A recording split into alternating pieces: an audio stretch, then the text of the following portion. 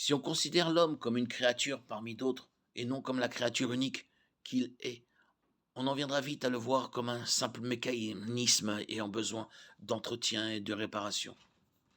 Nous sommes plus qu'un amas de molécules et de produits chimiques. La Bible enseigne que Dieu a créé chacun de nous et qu'il a un plan précis pour chacune de nos vies. De plus, il souhaite avoir une relation personnelle avec chacun de nous par son Fils Jésus-Christ. Si certains aspects du clonage humain peuvent paraître avantageux, l'humanité ne maîtrise pas du tout les conséquences possibles du clonage s'il était pratiqué. Il est insensé de penser qu'il ne sera employé qu'à des fins positives.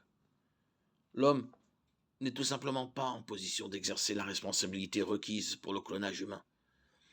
Une question qui se pose souvent est de savoir si une personne clonée aurait une âme, à supposer que le clonage humain soit possible un jour.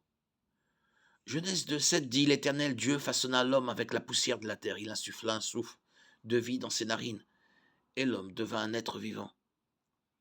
Nous avons ici une description de Dieu qui crée un être humain vivant. C'est ce que nous sommes, pas ce que nous avons. 1 Corinthiens 15, 45. La question qui se pose est: quelle sorte d'être vivant serait créé par le clonage humain? C'est une question à laquelle nous n'avons pas de réponse certaine. Il semble cependant qu'en cas de clonage réussi d'un être humain, le clone serait un être humain au même titre que n'importe quel autre, avec une âme éternelle,